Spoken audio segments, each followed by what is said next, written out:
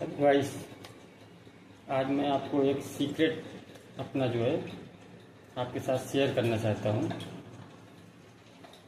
करीब 3 महीने पहले मंगलवार के दिन, तारीख का तो हमको नहीं ध्यान है, सुबह के टाइम 6 बज रहा था, तो हमारा ये फ़ोन चोरी हो गया था।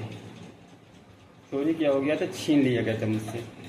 मैं आ रहा था, रास्ते में 2 मोटरसाइकिल वाले मेरा पीछा किया उन्होंने, और ऊपर की जेब में ऐसे पड़ा था, तो इतना दिख रहा था, ऐसे ऐसे इस तरीके से फ़ोन इतना दिख रहा था।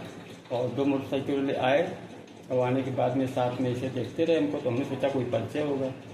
उसमें से पीछे जो बैठा था उसने ऐसे किया और ऐसे करके निकाला और मोटरसाइकिल भगा दी, मेरा फ़ोन भी चला गया। ये वही फ़ोन है जो आज ये मेरे पास वापस आया 3 महीने बाद। और आया है तो किस तरीके से आया ये मैं आपको बताना चाहता हूँ। हमारी एक भांजी है जो इस समय गुड़गांव में है, सॉफ्टवेयर इंजीनियर है वो। तो जब मेरा ये फ़ोन चला गया था तो मैं बिल्कुल बेहाल हो गया था, मेरी हालत ख़राब हो गई थी, क्योंकि ये एक पैसे से जुड़ा हुआ ये 15-16 हज़ार रुपये का फ़ोन मैंने सिर्फ 15 दिन ही चलाया था। 15 दिन चलाने के बाद ये फ़ोन मेरे हाथ से चला गया था, मेरी हालत ख़राब हो गई थी। फिर मैंने समझ में नहीं आया मेरे क्या करें हम बस यही कहते चले आए कि बाबा हमको फ़ोन दिलवा दो, बाबा हमको फ़ोन दिलवा दो। तो ऐसा लग रहा था कि आगे जा कर के बाबा उसको रोक देंगे और वो फ़ोन हमको दे देगा, लेकिन उस दिन ऐसा नहीं हुआ। जबकि जिनके पास हम गए थे साथ में, उनके साथ में उनको फिर जाना था सुबह, तो उन्होंने कहा कि 2 घंटे का टाइम है, यहीं सो जाओ आराम से और सुबह निकलना है, ये चलते हैं।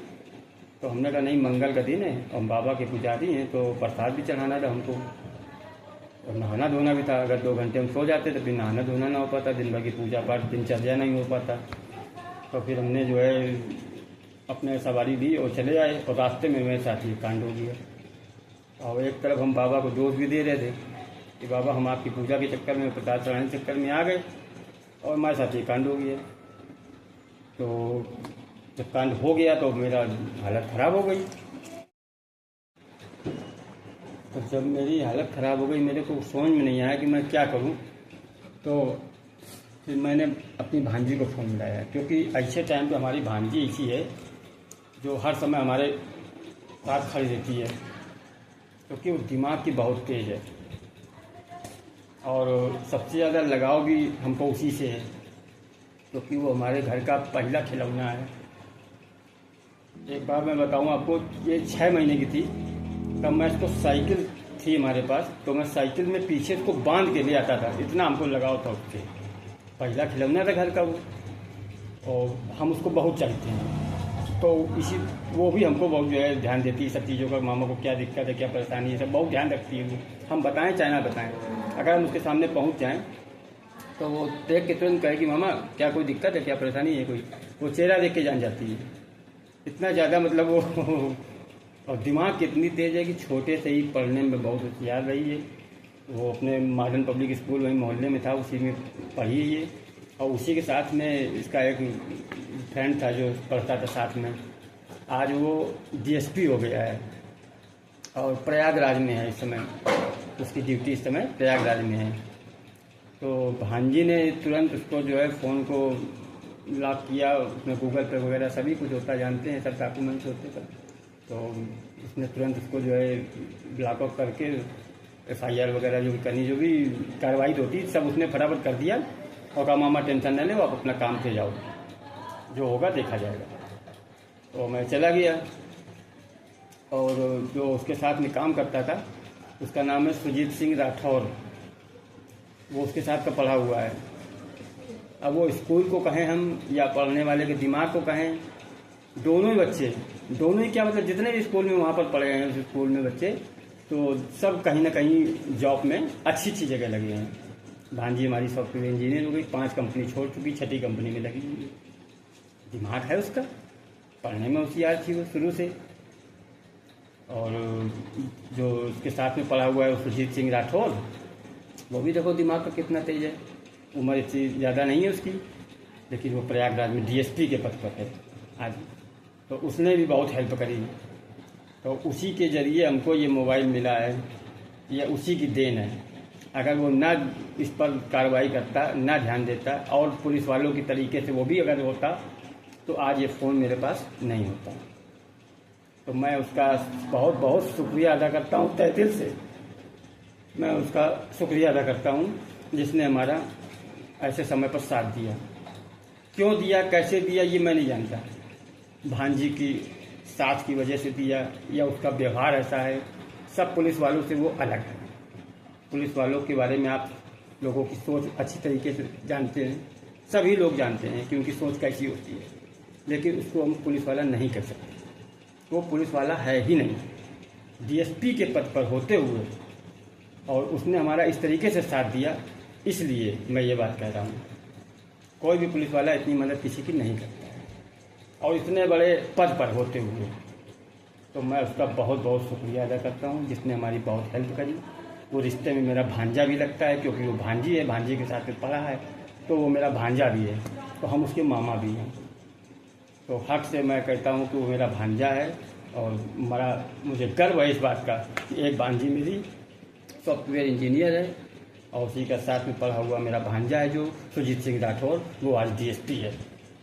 ये सब बाबा की देन है, सब बाबा ने किया है।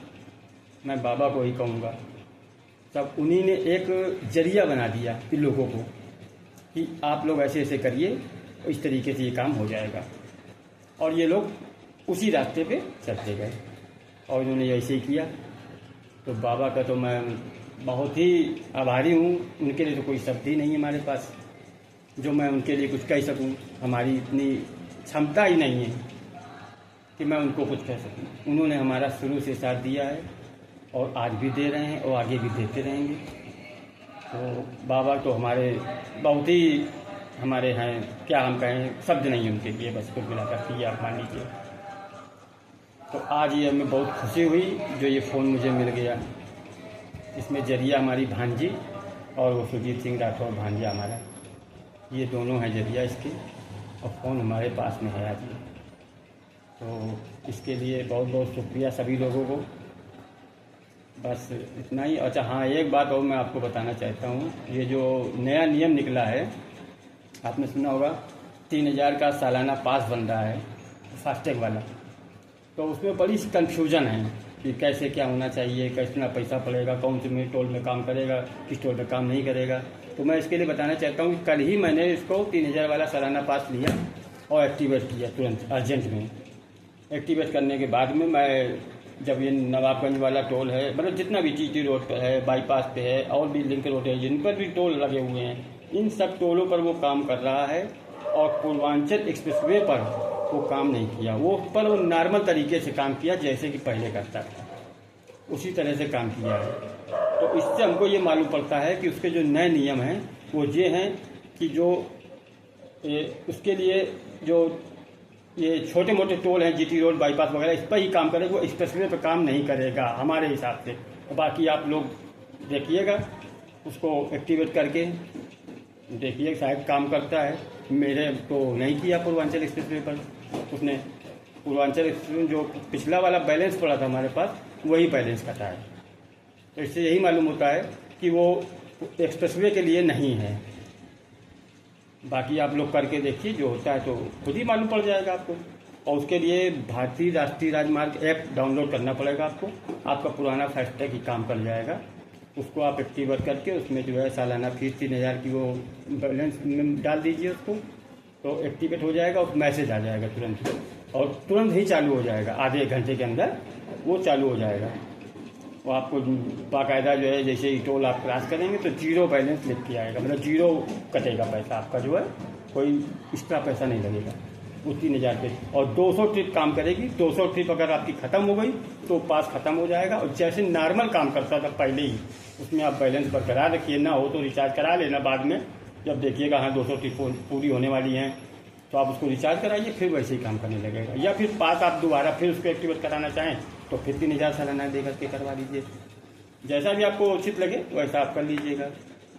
तो ठीक है, आज के लिए बस इतना ही। नमस्कार। बाबा की दया है बाकी। जय श्री राम। आप भी खुश रहिए और हम भी मस्त रहें। ठीक है, ओके, जय श्री राम।